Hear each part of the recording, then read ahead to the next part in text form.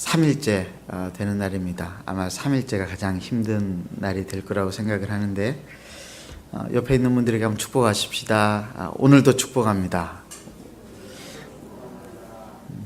하나님께서 우리의 삶 가운데 하나님의 말씀으로 은혜를 베풀어 주시기를 간절히 바랍니다. 우리 야고보 말씀, 야고보 5장 11절 말씀 우리 한 목소리로 우리 함께 합독하시겠습니다. 야고보서 5장 11절 말씀 우리 한 목소리로 함께 읽겠습니다. 시작. 보라, 인내하는 자를 우리가 복되다 하나니 너희가 욥의 인내를 들었고 주께서 주신 결말을 보았거니와 주는 가장 자비하시고 긍휼히 여기시는 이시니라. 한 번 더 읽도록 하겠습니다. 시작. 보라, 인내하는 자를 우리가 복되다 하나니 너희가 욥의 인내를 들었고 주께서 주신 결말을 보았거니와 주는 가장 자비하시고 긍휼히 여기시는 이시니라. 세 사람이 개와 달리기 시합을 했습니다. 사람들은 개보다도 앞서서 꼴이 난 사람을 개보다 더한 사람이라고 했고, 개와 같이 들어온 사람을 가리켜서 이 개 같은 사람이라고 했고, 그리고 개보다 늦게 들어온 사람을 가리켜서 개만도 못한 사람이다, 이렇게 이야기했습니다. 이번에는 예수님과 이 사람들이 달리기 시합을 했습니다. 사람들은 예수님보다 앞서 들어온 사람을 주의 길을 예비하는 자라고 했고, 예수님과 같이 들어온 사람을 주님과 동행하는 사람이라고 했고, 예수님보다도 늦게 들어온 사람을 주님을 따르는 자라고 했습니다. 이 수준 높은 이야기를 아무도 알아듣지 못하는, 인생은 누구와 씨름하느냐에 따라서 그 가치가 달라집니다. 개만도 못한 놈으로 살 것인가 아니면 예수님을 따르는 사람으로 살 것인가 라고 하는 것은 내가 누구와 인생길을 함께 걸어가느냐에 달려있는 것이죠. 욥이라고 하는 사람은 고난을 만났을 때에, 고난이라고 하는 거인을 만났을 때에 하나님 곁을 떠나지 아니하고 하나님 앞에서 치열하게 질문했습니다. 그리고 이것이 욥의 인내에 선한 결말을 가져왔다고 오늘 야고보서는 우리에게 이야기해 주고 있습니다. 자기 인생에 갑자기 등장한 지독하게 풀리지 않던 고난의 문제들이 욥은 인내의 결말을 통해서 얻게 되어졌던 것이죠. 인생을 살아갈 때 우리를 가장 괴롭히는 것은 아마 고난이라고 하는 거인일 것입니다. 수없이 많은 고난이 우리의 삶을 가로막습니다. 그런데 보통 고난 앞에서 사람들이 택하는 반응은 네 가지로 크게 요약이 될 수 있는데, 첫 번째는 분노, 그리고 두 번째는 좌절, 세 번째는 도전, 그리고 네 번째는 인내입니다. 분노라고 하는 것, 분노라고 하는 한자를 여러분 아십니까? 분노, 분을 내고 노한다라고 하는 그런 뜻을 가지고 있는 이 분노. 고난이 다가올 때, 고난이 우리 앞길을 가로막을 때 사람들은 분노하는데 탓을 하면서 분노합니다. 남 탓, 가정 탓, 환경 탓. 내가 이렇게 된 것은 다 우리 부모 때문이야. 우리 집 가정 환경이 좋지 않아서 그래. 내 주변 친구들이 나를 어렵게 만들었어. 내 머리가 좋지 않은 것을 어떻게 하겠어. 내가 사는 이곳이 나쁘기 때문에 그래. 환경을 탓하고 사람을 탓하고. 우리는 그런 탓을 하면서 닥쳐온 고난 앞에서 분노합니다. 그러나 아무리 탓을 하고 그 대상에 대해서 자기 자신에 대한 분노를 해도 변하는 것은 아무것도 없죠. 오히려 상황은 더욱더 악화되고 아무짝에도 쓸모없는 태도, 분노는 우리를 그렇게 힘겹게 더욱더 만들어 나갑니다. 좌절이라고 하는 것도 있습니다. 좌절. 여러분 많이 좌절하셨죠? 고난을 당했을 때 우리는 주저앉아 버립니다. 좌절한다라고 하는 것은 마음이 무너져 내리는 것을 말하는 것이죠. 마음이 무너져 내리면은 사람은 미래의 꿈도 포기하게 만들고 현실의 삶도 포기하게 만들고 급기야는 자기 인생을 포기하게 만드는, 그래서 자기 목숨까지도 포기하게 만드는 이 좌절이라고 하는 것들. 그래서 이 포기와 좌절이라고 하는 이런 말들은 우리가 무심결에라도 해서는 안 되는 말들이겠죠. 도전이라고 하는 것도 있습니다. 고난을 만났을 때 한번 내가 도전해봐야지라고 하는 사람들도 있습니다. 어떤 의미에 있어서 인간을 가장 인간답게 만드는 것은 고난을 만났을 때의 이 도전하는 태도가 아닌가 생각을 해보게 됩니다. 그런데 도전에는 한계가 있어요. 아무리 도전해도 그 도전으로 이겨낼 수 없는 고난과 한계가 있습니다.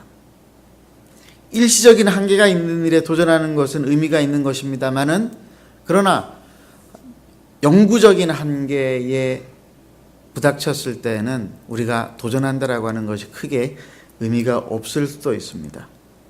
그럴 때 필요한 것이 이 도전을 참된 도전으로 만들어주는 것이 있는데, 그게 뭐냐면 바로 인내라고 하는 것입니다.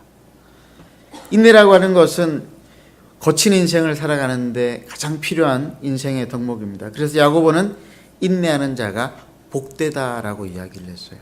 인내하는 사람이 복되다. 여러분, 이게 무슨 말일까요? 인내는 가능성을 두고 인내하는 것입니다. 인내는 가능성을 포기하지 않습니다. 급하게 포기를 결정할 때는 가능성을 다 포기하는 거예요.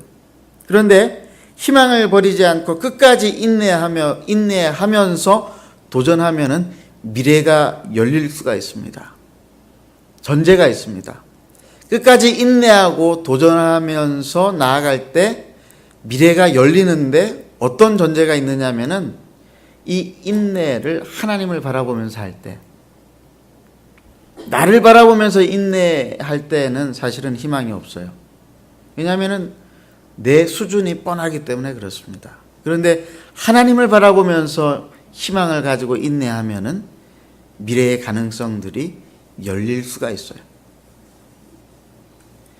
영구적인 한계 상황, 내 힘으로는 불가능한 상황 속에서도 하나님에 대한 믿음을 가지고 인내하게 되면은 그 상황은 불가능이 가능으로 바뀌게 되어집니다. 나로서는 불가능한 일이지만은 만약에 하나님을 인내하면서 기다리는 나를 긍휼히 여기셔서 자비를 베푸셔서 하나님께서 내 인생에 개입해 들어오시면은 전능하신 하나님께서 불가능한 영구적인 그 한계 상황들을 가능으로 바꾸어 주시기 때문입니다. 우리는 그러한 상황을 기적이라고 이야기를 합니다.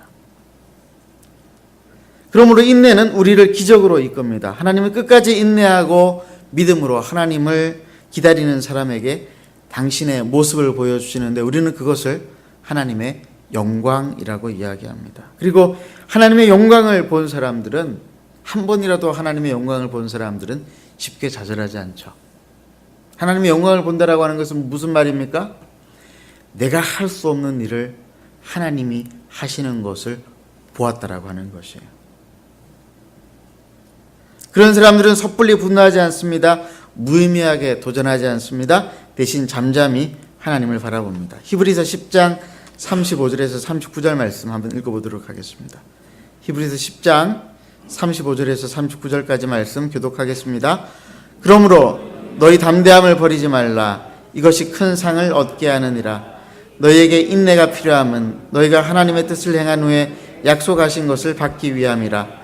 잠깐 후면 오실 이가 오시리니 지체하지 아니하시리라. 나의 의인은 믿음으로 말미암아 살리라. 또한 뒤로 물러가면 내 마음이 그를 기뻐하지 아니하리라 하셨느니라. 우리는 뒤로 물러가 멸망할 자가 아니요 오직 영혼을 구원함에 이르는 믿음을 가진 자니라. 잠깐 후면은 오실 이가 오신다. 우리가 인내할 때, 믿음으로 인내하면은 잠깐 후에 오실 이가 오신다라고 말씀을 하고 있습니다. 그래서 히브리서 기자는 말하기를 의인은 뒤로 물러가지 않고 오직 믿음으로 큰 상을 바라보면서 살아가는 사람이다라고 이야기했습니다. 욥이 그런 사람이었습니다. 오늘 갑자기 찾아온 고난이 있었죠. 고난 정도가 아니었죠. 환난이었습니다. 어느 날 갑자기 자식이 죽어나가고 어느 날 갑자기 자신의 재산이 다 사라져버리고 사업이 망하고 어느 날 갑자기 자기 몸에 참을 수 없는 피부병이 생겨서 욥의 아내가 보다 못해가지고 뭐라고 이야기했습니까? 그래도 당신이 하나님 앞에서 온전함을 지키겠느냐? 차라리 하나님을 저주하고 죽으라. 가장 큰 격려와 위로로 함께 해야 할 아내가 남편의 고통이 얼마나 고통스러웠으면은 사는 것보다도 죽는 것이 더 낫겠다라고 생각을 하면서 하나님을 원망하면서 차라리 죽으라라고 이야기를 했을까요? 사는 것보다 죽는 것이 더 나은 상황을 여러분 경험해 본 적이 있으세요? 아마 그런 분들이 혹시 우리 가운데 있을지도 모르겠습니다. 제가 잘 아는 한 분은 중국에서 10수년을 사업을 하면서 중국 영혼들을 사랑해서 많은 영향력을 끼쳤던 참으로 모범적인 분이었는데, 신앙적으로나 사회적으로나 이분이 사업을 하면서 직원 한 명에게 크게 배반을 당하는데, 그 직원이 했던 모든 비리에 대한 책임을 다 떠맡아 가지고 중국 그 사법 당국에 의해서 12년형을 언도를 받았습니다. 너무나 억울한 일을 당했던 이분을 위해서 주중대사가 나서고 총영사가 움직이고 한국의 유력한 정치인들까지 중국에 아는 선을 대서 중국 정부에 호소를 해보았지만은 아무런 소용이 없었어요. 다들 설마 했지만 결국 그분은 언도 받은 대로 12년형을 감옥에서 보내게 되었습니다. 그리고 12년이 끝나고 난 다음에 추방을 당해서 한국으로 나왔어요. 여러분, 지금 이분이 어떤 일을 하고 계실 것 같아요? 한국에 나온 지 10여 년이 다 되어 가는데 이분이 지금 하는 일은 한국에 공부하러 나온 중국 유학생들을 돕고 섬기는 일입니다. 중국 사람이라고 하면 치가 떨릴 수도 있을 텐데 이분은 어떻게 그런 일들을 하고 있는 것일까요? 아무도 그분은 욥의 인내의 결말을 알고 있었던 것은 아닐까요? 사실 욥의 인생의 결말은 우리를 조금 당황스럽게 만듭니다. 많은 분들이 욥기의 결말에서 욥이 인내한 결과로 하나님께서 그에게 이전에 가지고 있었던 것에 재산의 갑절을 주셨고 자녀들도 다시 주셔가지고 아들 7과 딸 3을 다시 받고 난 다음에 140년을 더 살면서 자손을 4대나 더 보면서 행복하게 살았다라고 하는 이것이 욥의 인내의 결말이라고 생각하는 것 같습니다. 그것이 욥의 인생의 인내의 결말이기도 하죠. 사실 그렇습니다. 그런데 만약에 욥의 인내의 결말이 그것뿐이라고 한다면은 저 같으면은 그런 고난을 안 받고 그런 보상 안 받겠다라고 말하겠습니다. 만약에 하나님을 바라보는 인내의 결말이 우리 눈에 보이는 그런 보상뿐이라고 한다면은 우리의 인간성은 얼마나 천박하고 허약한 것이겠습니까? 그야말로 기독교는 기복주의로 흐를 수밖에 없게 되겠죠. 믿음으로 인내한 결과 하나님께서 부자되게 하셨고 그리고 장수하게 하셨고 많은 다산의 축복을 허락하셨다. 그것으로 끝난다라고 한다면 말이죠. 욥이 자기 앞에 닥친 고난에 대해서 끝까지 인내하고 끝까지 하나님을 바라본 결과는 욥기 마지막 부분에 나오는 욥의 회개에서 찾아보아야 합니다. 우리 말씀을 한번 찾겠습니다. 욥기 42장 1절부터 6절까지 말씀. 욥기 42장 1절에서 6절까지 말씀. 교독하겠습니다. 욥이 여호와께 대답하여 이르되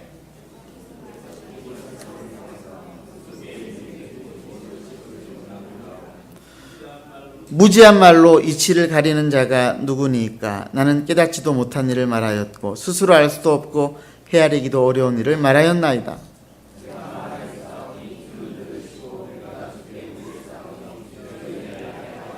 내가 죽게 대하여 귀로 듣기만 하였사오나 이제는 눈으로 주를 배움나이다.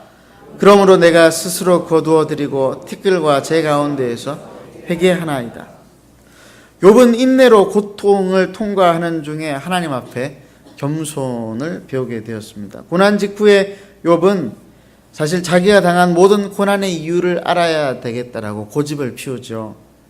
하나님 앞에서나 사람들 앞에서나 해야 할 도리를 다 했다라고 생각을 했었는데 오늘날 갑자기 찾아온 고난이 도무지 이해가 안 되어서 욥의 세 친구들의 그 질문 앞에서 욥은 끝없이 하나님이 왜 나에게 이렇게 하시는지 모르겠다라고, 내가 이 고난의 이유를 반드시 알고야 말겠다라고 그렇게 고집을 피웠습니다. 이유를 알아야 되겠다라고 주장했습니다. 그런데 그 질문 앞에서, 그 욥의 질문 앞에서 하나님은 어떻게 하셨습니까? 철저히 침묵하셨어요. 욥이 이유를 알 수 없어서, 여러분 이유를 알기라도 하면은 고통받는 것이 조금, 고난을 받는 것이 조금 견딜 수는 있겠죠. 이유를 알기라도 하면은.